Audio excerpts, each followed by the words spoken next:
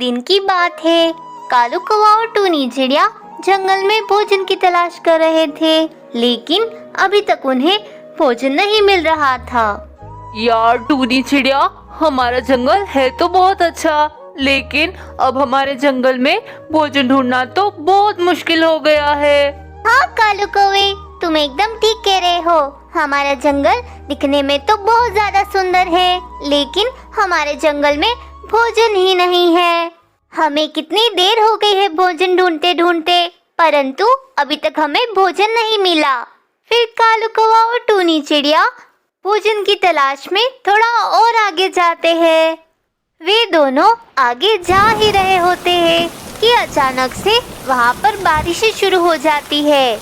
लो जी, एक तो हमें भोजन नहीं मिला और ऊपर से ये बारिश भी शुरू हो गई। अब तो और हम भोजन ढूंढने नहीं जा सकते। लगता है आज की रात मुझे भूखा ही सोना होगा। चलो चलो कालू कौवे, यहाँ पर रहना खतरे से खाली नहीं होगा। लगता है जंगल में बहुत तेज तूफान आने वाला है। चलो जल्दी से अपने घर चलते हैं। कालू कौवा और टूनी चिड़िया अपने घर जा ही रहे होते हैं, तभी उन्हें वहाँ पर एक चिड़िया दिखाई देती है जो कि बेहोशी की हालत में पड़ी हुई थी।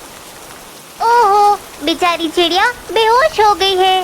कालू कौवे, चलो चलो, हमें जल्दी से इसकी मदद करनी चाहिए, वरना बारिशों के कारण ये तो मर ही जाएगी। हाँ हाँ जरूर, हम मदद कर देते हैं इसकी।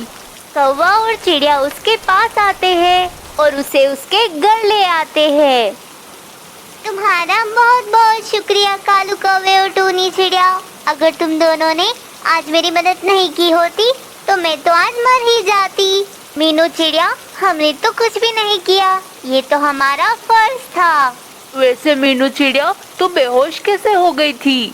दरअसल कालू कौवे, कुछ दिनों से मेरी तबीयत वैसे भी ठीक नहीं है और आज एक इंसान आया और मेरे पेड़ को काटने लग गया, जिसे देखकर मैं तो बहुत ज्यादा ही गुस्सा हो गई और मैं उस इंसान के साथ झगड़ा करने लग गई। परंतु उस इंसान ने मेरे ऊपर लकड़ी फेंक दी, जिस कारण मैं बेहोश हो गई और वहाँ नीचे आकर गिरी।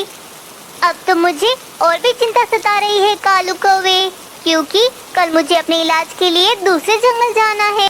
अगर मैं दूसरे जंगल गई और उस इंसान ने वापस आकर इस पेड़ को काट दिया तो मैं जीते जी ही मर जाऊंगी। अरे मीनू चिड़िया, बस इतनी सी बात। हम है ना, हम तुम्हारे पेड़ का बहुत अच्छे से ख्याल रखेंगे। तुम बिल्कुल ही बेफिक्र हो जाओ और तुम अपने इलाज के लिए दूसरे जंगल जाने की तैयारी करो।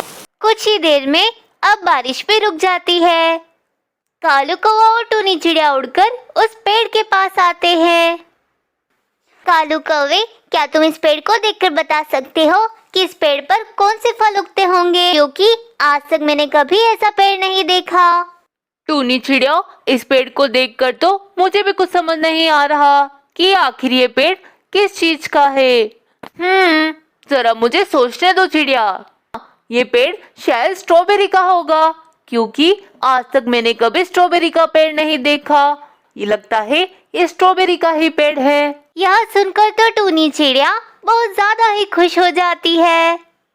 अरे वाह, स्ट्रॉबेरी का! जब इस पेड़ पर बहुत सारी स्ट्रॉबेरी लगेगी तो हम जंगल के सारे पक्षी बहुत मजे मजे से स्ट्रॉबेरी खाया करेंगे। अब टूनी चिड़िया रोजाना ही उस पेड़ को पानी देती थी और उसका बहुत अच्छे से देखभाल करती थी। इस तरह अब कुछ दिन गुजर जाते हैं और अब जंगल में धीरे धीरे सर्दी पड़ने लगी थी और अब तो उस पेड़ पर धीरे धीरे छोटे छोटे फूल भी लगने लगे थे। देखो देखो भाई, सब देखो, इस पेड़ पर फूल लगना शुरू हो गए।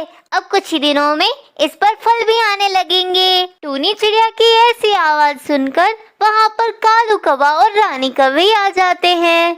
अरे टूनी चिड़िया, इतना शोर क्यों कर रही हो? इस पेड़ पर फल नहीं फूल लगा है और वो भी इतना बदबूदार। मुझे तो लगता है इस पेड़ पर लगने वाला फल भी बहुत ज्यादा कड़वा होगा। हाँ रानी, तुम बिल्कुल ठीक कह रही हो। टूनी चिड़िया, मुझे पता चला है कि मीनू चिड़िया की मौत हो गई है और अब तो हमें इस पेड़ का ध्यान रखने की बिल्कुल जरूरत नहीं है। इसलिए मैं कहता हूँ टूनी चिड़िया, हमें जल्द से जल्द इस पेड़ को काट लेना चाहिए।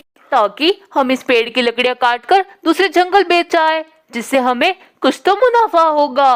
कालू कौवे, ऐसा सोचना भी मत। मैं कह रही हूँ ना, हमें थोड़ा सब्र रखना चाहिए। तुम देखना, एक दिन इस पर बहुत ही मीठे मीठे फल आएंगे। अब ठंड बढ़ने के साथ साथ टूनी चिड़िया के उस पेड़ पर काफी बड़े बड़े संतरे लग चुके थे। टूनी चिड़िया तो यह देखकर बहुत ज्यादा ही खुश थी, क्योंकि उसका पेड़ कोई मामूली पेड़ नहीं बल्कि संतरे का पेड़ था। आ जाओ भाई, आ जाओ पक्षियों, अगर संतरे खाने हैं तो जल्दी से आ जाओ। टूनी चिड़िया की आवाज सुनकर तो वहां पर सारे पक्षी आ जाते हैं। देख लिया कालू कौवे, ये वही पेड़ है जिसे तुम काटने चले थे। मैं कहती थी ना, इस पेड़ पर बहुत जल्दी ही फल आएंगे, और वो भी बहुत ही रसीले। और टूनी चिड़िया, मुझे क्या पता था कि ये पेड़ संतरों का होगा। अगर मुझे पता होता तो मैं कभी ऐसी बात नहीं करता। फिर सारे पक्षी खुश होते हैं और इस पेड़ के मजे मजे से संतरे खाने लगते हैं। दोस्तों, इस कहानी से हमें यह सीख मिलती है कि हमें कभी भी जल्दबाजी नहीं करनी चाहिए। दोस्तों, अगर आपको मेरी वीडियो पसंद आई हो तो वीडियो को लाइक और चैनल को सब्सक्राइब करना मत भूलना।